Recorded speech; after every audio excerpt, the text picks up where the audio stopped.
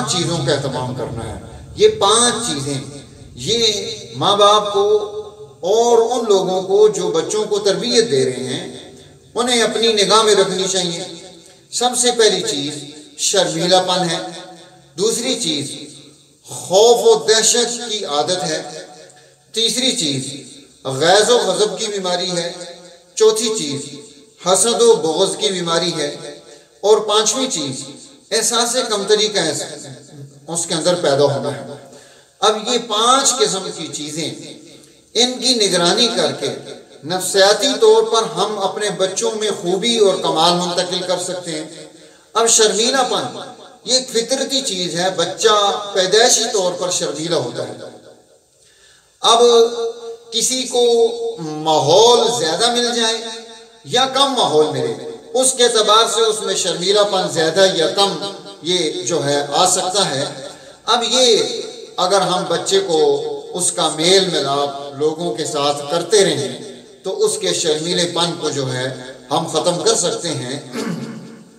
حدیث مبارکہ میں آتا ہے حضور نبی کریم صلی اللہ علیہ وسلم نے صحابہ کرام سے ایک مرتبہ سوال کیا کہ ایک ایسا درخت ہے، وہ درخت بتاؤ کہ جس کے پتے نہیں جھڑتے اور فائدہ پہنچانے کے اعتبار سے، نفع کے اعتبار سے وہ درخت جو ہے وہ مسلمان کی طرح ہے، یعنی سب کو فائدہ پہنچاتا ہے۔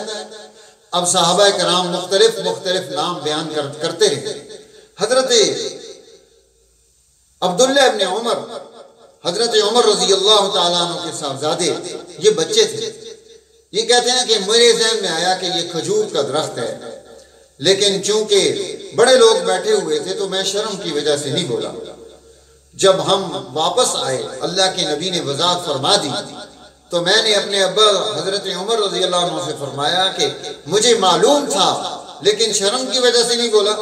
تو حضرت عمر رضی اللہ تعالیٰ عنہ نے فرمایا کہ اگر تم وہاں پر یہ بات بیان کر دیتے تو مجھے اس سے زیادہ خوشی حاصل ہوتی کہ مجھے سرخ اونٹ ملتے، یعنی سرخ اونٹ عرب کی لگزری سواری شمار ہوتی تھی، جس کو وہ ملتے اس کو بڑی اچھی قسم کی اعلیٰ قسم کی کوئی اچھی بہترین گاڑی مل گئی ہے، اس طرح کی چیز تھی۔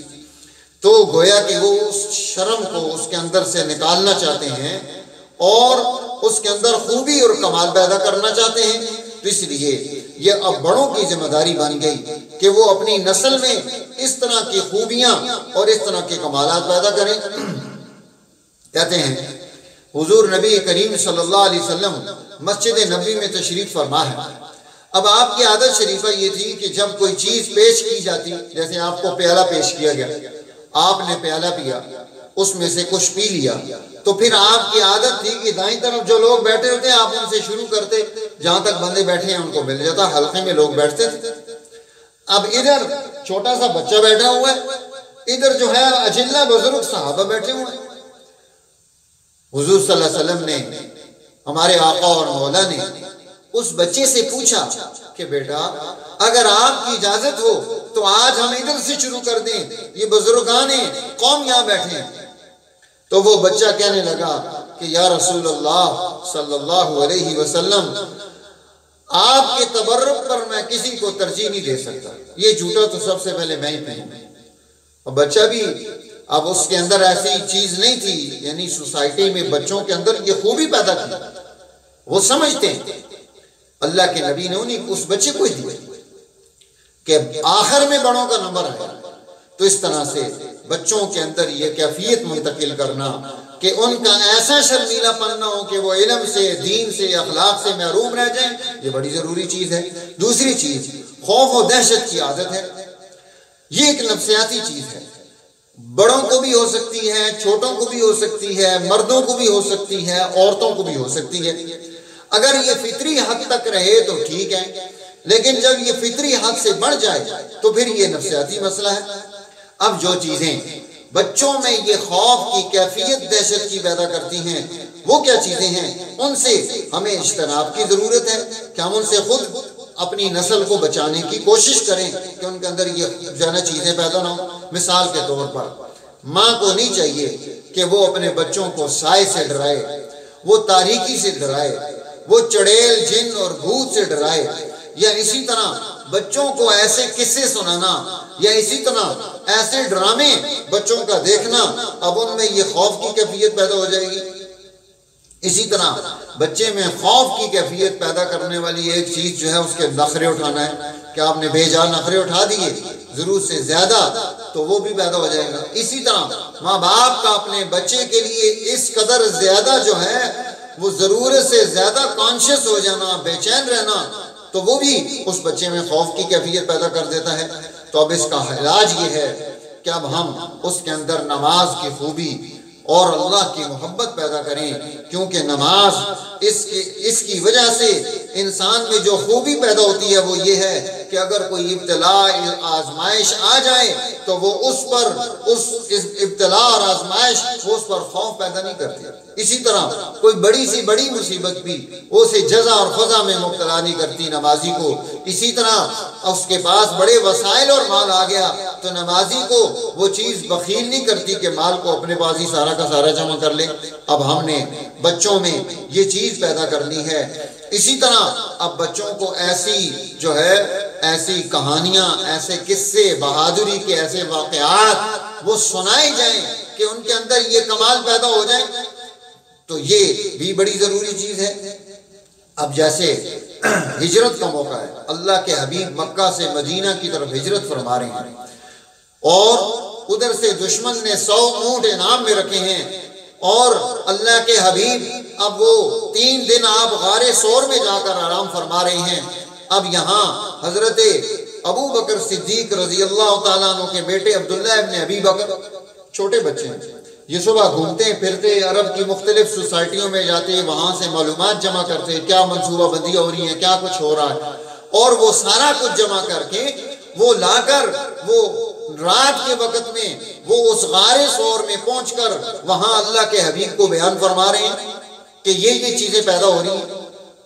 تو اس طرح سے ہم نے اپنے بچوں کے اندر یہ چیز کس طرح سے پیدا کرنی ہے یہ ہم نے دیکھنا ہے۔ اسی طرح ایک بیماری وہ حسد اور بغض کی ہے کہ اس کے اندر حسد پیدا ہو رہا ہے، بغض اندر دل میں جمع ہو رہا ہے۔ اس کی کیا وجوہات ہیں؟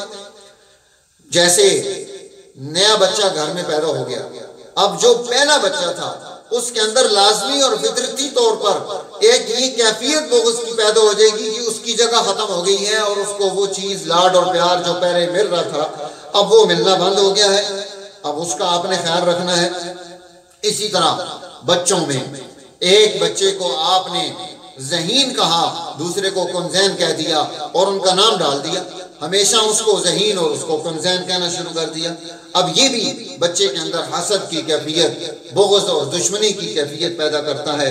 اسی طرح ایک بچے نے ذرا سی غلطی کی اور آپ فوراً چیخ پڑے، اور دوسرے بچے نے بہت بڑی غلطی کر دی اور آپ نے جو ہے اس پر اس کو اگنور کر دیا، دیکھا ہی نہیں۔ تو یہ چیزیں جو ہیں وہ بچوں کے اندر حسد اور بغض کی کیفیات پیدا کرتی ہیں، تو ہمیں اس چیز کو بھی خیال میں رکھنا ہے۔ اسی طرح چوتھی چیز اس میں ہے کہ ہم اپنی نسل میں جو چیز پیدا کرنا چاہتے ہیں وہ یہ ہے کہ اس کے اندر غصہ، غضب، یہ جو ہے اس کی بیماری پیدا نہ ہو۔ اب غضب کیا ہے؟ یہ ایک نفسیاتی چیز ہے۔ غصہ اس کے فائدے بھی ہیں، جیسے انسان غصے کی وجہ سے، اس عادت کی وجہ سے وہ نفس کی حفاظت بھی کرتا ہے، اسی غصے کی وجہ سے وہ دین کی حفاظت بھی کرتا ہے، اسی غصے کی وجہ سے وہ عزت و آبرو کو بھی سنبھال کے رکھتا ہے، اسی غصے کی وجہ سے وہ اپنے وطن کی حفاظت کرتا ہے اور اس کے لیے قربانی دیتا ہے۔ لیکن جب یہ غصہ حد سے نکل جائے گا، یعنی اپنی ذات کی خاطر اپنی اجتماعیت کو پارا پارا کر دینا، قوم کے ٹکڑے کر دینا، خاندان کو توڑ دینا، یہ جو ہے ایسا غصہ اس کو کنٹرول کرنے کی ضرورت ہے۔ اس لیے رسالت جناب نبی اکرم صلی اللہ علیہ وسلم کی زبان رسالت نے اس بارے میں بہترین رہنمائی ارشاد فرمائی۔ فرمایا جب غصہ آئے تو اس وقت میں تم اپنی حیت کو، اپنی کیفیت کو تبدیل کر لو، وضو کر لو اور اپنی جگہ سے دوسری جگہ کی طرف منتقل ہو جاؤ۔ اگر لیٹا ہے تو بیٹھ جائے، بیٹھا ہے تو لیٹ جائے، تاکہ اس کے اندر کی یہ کیفیت ختم ہو جائے غصے کی۔ اللہ سے پناہ مانگے کہ اللہ میں شیطان مردود کے شر سے تیری پناہ چاہتا ہوں۔ اور اسی طرح اب بچوں میں غصے کی وجہ سے جو اس کی